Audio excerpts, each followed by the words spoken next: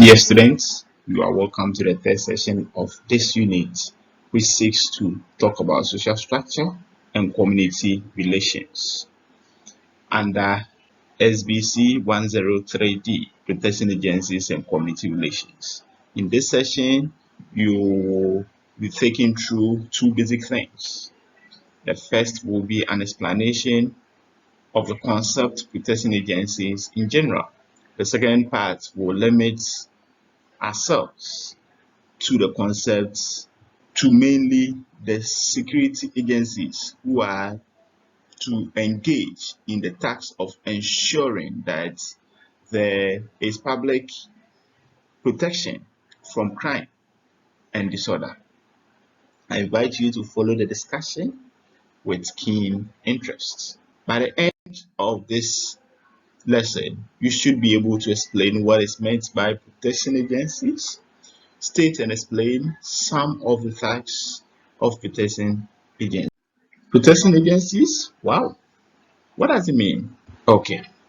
So protection agencies refer to the established bodies, whether formal. So they are either formal or informal, which has the mandate to undertake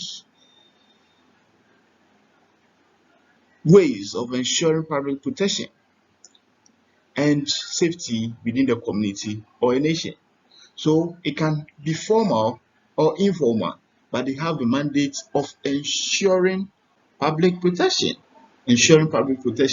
and safety within the community. Now the question is, what is formal public protection agencies?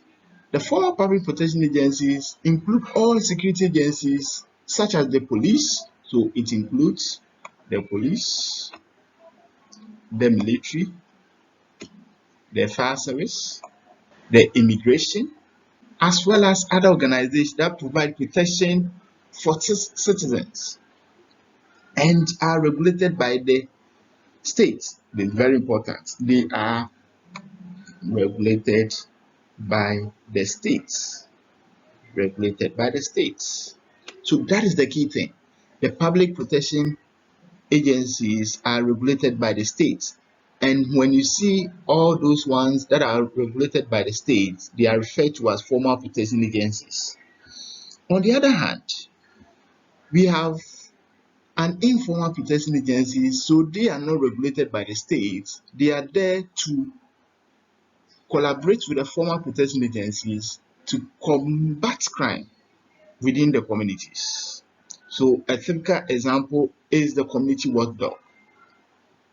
So they are there to collaborate with the police. So they are there to collaborate with the police and other protection agencies in ensuring that there is combatant of crime in the communities. And I believe you understand. This session will present to us about the duties of protection agencies in Ghana and the world at large.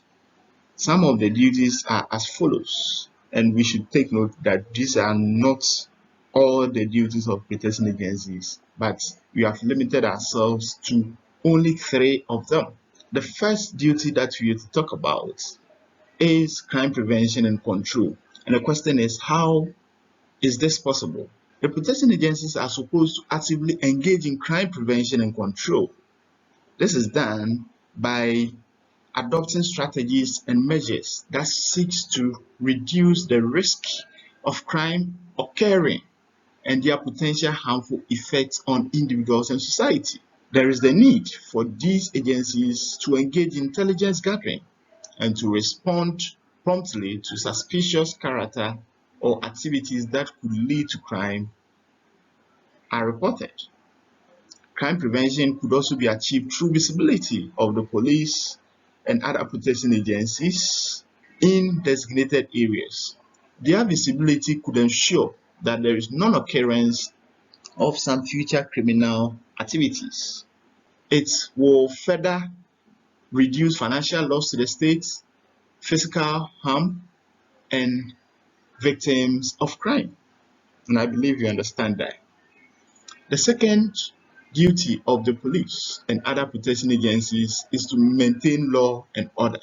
The police and other agencies are to ensure that the people engage in lawful assemblies, protests, and do not resist to the execution of law. And the question is, how should they do it? They are to protect the public interests by not allowing others to obstruct them through their political connection. They must also ensure that no citizen is allowed to commit harm or criminal activities or trespass on another person's property. Maintenance and order also entails the use of civil force to dispose of unlawful or unauthorized assembly, such as demonstration that fail to give the police prior notice, or those that the demonstrators tend to engage in unruly behaviors such as looting of shop and vandalizing properties. The third duty that we talk about is the provision of services to the communities. One of the commonest services that we see the police, for instance, engaging in is directing of traffic on our roads, especially on days when the traffic becomes faulty. We see the members of the MTTB standing in hot sun and sometimes in the rain to direct traffic with the intention of ensuring public safety. Again, during natural disasters, members of the protection agencies are often called to help to safely evacuate citizens. In Ghana, during floods and fire disasters, we see the protection agencies there to help to ensure the safety of the affected citizen. In some instances, they provide first aid services to affected citizens before they are taken to health facilities to receive treatment. So you see that they have a critical responsibilities to perform, and also they are to educate members of the citizen on crime prevention, firefighting, and so on and so forth. Wow, all too soon. This session that we learn about protection agencies as a concept and duties of protection agencies in the community have come to an end.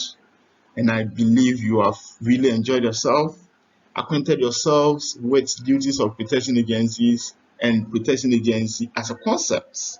If yet, try your hands on this self-assessment test. We will discuss that in our next discussion. Until we meet again for our next discussion, we are to say goodbye and thank you for your time.